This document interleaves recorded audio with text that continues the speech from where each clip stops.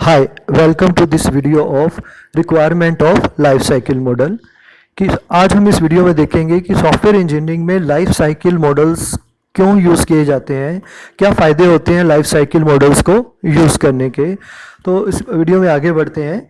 तो सबसे पहला जो बेनिफिट है आपको software development life cycle models क्यों फॉलो करने चाहिए, तो सबसे पहला है हमारा क्वालिटी कंट्रोल, कंट्रोलिंग क्वालिटी।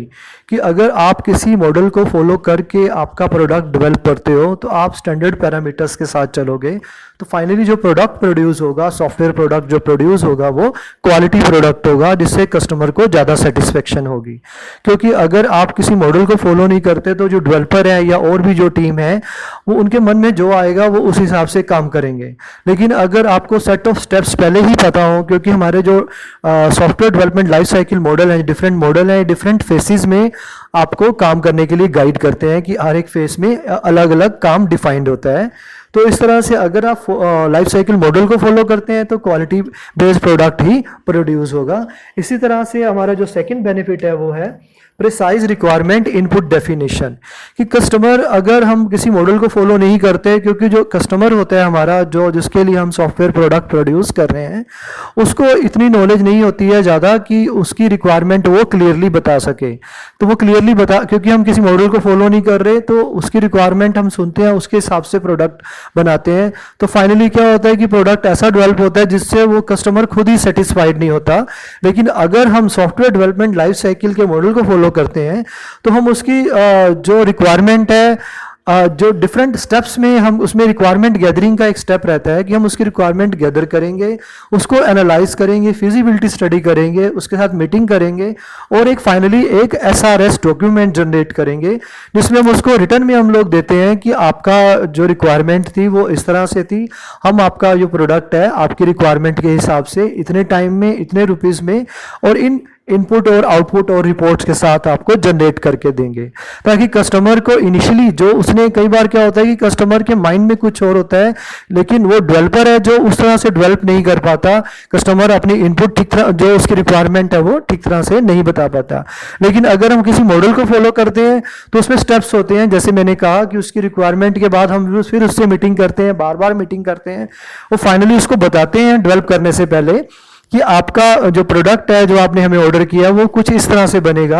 हाँ, अगर उसको सेटिस्फेक्शन नहीं होती कि वो कुछ और कह रहा है तो डेवलपमेंट से पहले ही हम उसमें वो करेक्शन कर देते हैं और नया SRS, software requirement specification document generate करते हैं। उस डॉक्यूमेंट पे बेस्ड ही आगे प्लानिंग है, कोडिंग या सारी एक्टिविटीज होती हैं। तो बेटर यही है कि अगर हम मॉडल को फॉलो करें और शुरू से ही काम को ठीक तरह से पकड़ें।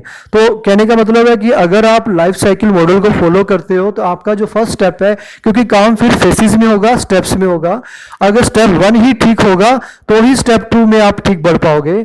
अगर आप मॉडल को फॉलो नहीं करोगे, कभी कुछ करने लग जाओगे, कभी कुछ करने लग जाओगे, तो जो प्रोडक्ट है आपका बहुत ज्यादा टाइम भी ले सकता है, मैसी हो सकता है, कस्टमर को हो सकता है सेटिस्फेक्शन ही ना हो, उसकी परसेप्शन में कुछ और ही हो, कुछ और सोच रहा हो और आप कुछ और बना रहे हो। इसी तरह से हमारा जो थर्ड पॉइंट है वो है प्रोग्रेस इवेल्युएशन।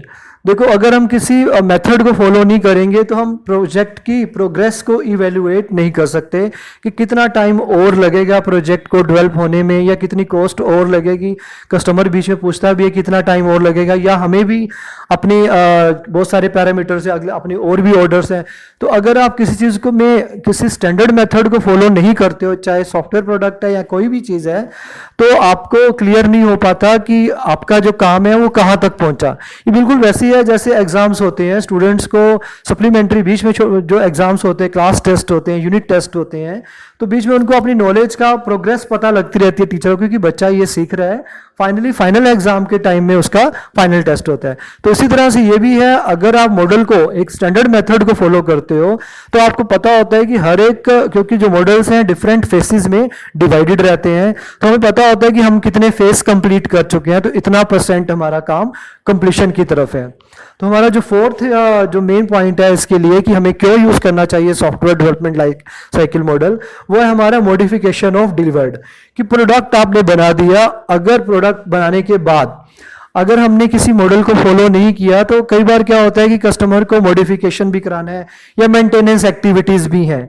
अगर चीज आपके कोई भी प्रोडक्ट को आपने किसी स्टैंडर्ड पैरामीटर से डेवलप नहीं किया, रैंडमली जनरेट किया है, तो उसकी मेंटेनेंस डिफिकल्ट होती है, क्योंकि जो मेंटेनेंस है वो डेवलपमेंट के बाद शुरू हो जाती है। तो आपने प्रोडक्ट डिलीवर किया, बाद में आपको उसको मेंटेन करना, फर्दर और नए फॉर्म्स या नए टेबल्स या नई रिपोर्ट जनरेट करनी है उसी प्रोडक्ट के लिए।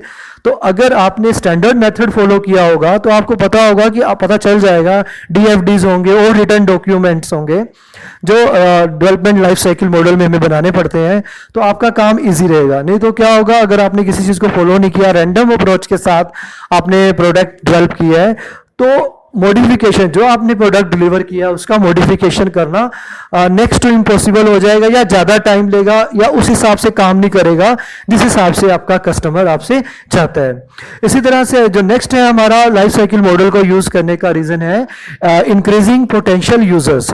अगर देखो कोई भी प्रोडक्ट है, चाहे वो सॉफ्टवेयर है या कोई भी है, अगर आपका यूजर उससे सेटिस्फाइड है, कस्टमर सेटिस्फाइड है, तो बहुत पब्लिसिटी या और बहुत सारे रीजंस के साथ आपका जो प्रोडक्ट की जो रेप्लिकेशन है वो इजीली हो जाती है। कि एक कस्टमर बोलता है कि यार उनसे मैंने लाइब्रेरी मैनेजमेंट सिस्टम लिया था, मैं सेटिस्फाइड हूं, तो दूसरा कस्टमर भी सेटिस्फाइड होता है। तो अगर आप स्टैंडर्ड पैरामीटर्स के साथ किसी सॉफ्टवेयर को डेवलप करते हैं तो क्वालिटी बेस्ड प्रोडक्ट प्रोड्यूस होगा और कस्टमर के सेटिस्फाई होने के चांसेस ज्यादा रहते हैं। Satisfied customer means more orders. तो मोर ऑर्डर्स मतलब आपकी कंपनी के पास बहुत और काम, और सॉफ्टवेयर में तो ये है ही है कि अगर आप एक प्रोडक्ट बनाते हो, सिमिलर दूसरा प्रोडक्ट बनाने में आपके एफर्ट कम लगते हैं। तो अगर आप स्टैंडर्ड मेथड्स को फॉलो करते हो तो आपके कस्टमर के सेटिस्फाइड होने के चांसेस ज़्यादा रहते हैं, तो आपके पोटेंशियल जो यूजर्स हैं वो इंक्रीज होते हैं। अभी इस वीडियो में इतने ही है। आपके इसी चैनल पे हमारे और भी वीडियोस हैं सॉफ्टवेयर इंजीनियरिंग के, तो आप उन वीडियोस को भी जरूर देखें। और अगर वीडियो अच्छा लगा हो तो आपको एक लाइक बटन जरूर प्रेस करना चाहिए। चैनल भी सब्सक्राइब कर सकते हैं ताकि इस तरह के और जो हमारे वीडियोस होंगे चैनल पे उनका फ्यूचर नोटिफिकेशन आपको आता रहेगा। कोई क्वेरी हो तो आप इस वीडियो के कमेंट में आप पूछ सकते हैं। चैनल पे हमारे पास मल्टीपल वैरायटी के वीडियोस भी हैं। सॉफ्टवेयर इंजीनियरिंग का हमने अभी शुरू किया हुआ है। इसके पहले कुछ प्रोग्रामिंग इन सी के वीडियो हैं, कुछ एसक्यूएल से रिलेटेड वीडियोस हैं, और जावा से रिलेटेड वीडियो, प्रोजेक्ट आइडियाज से रिलेटेड वीडियोस हैं। एक बार उन वीडियोस में से भी कुछ वीडियोस को आप जरूर एक्सप्लोर करें और अपना फीडबैक जरूर दें। Thanks for watching this video.